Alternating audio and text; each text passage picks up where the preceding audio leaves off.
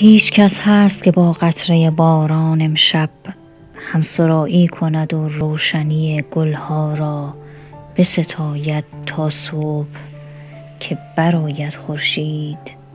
هیچ کس هست که با باد بگوید در باغ آشیانها را ویران مکن. جوی آبش خور پروانه صحرا را آشفته مدار. هیچ کس هست که از خط افق گرد صحرا را دریا را مرزی بکشد.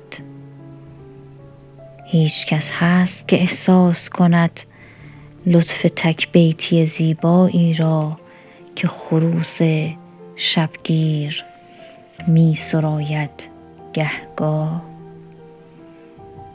هیچ کس هست که اندیشه گلها را از سرخ و کبود بنگرد صبح در آیینه رود.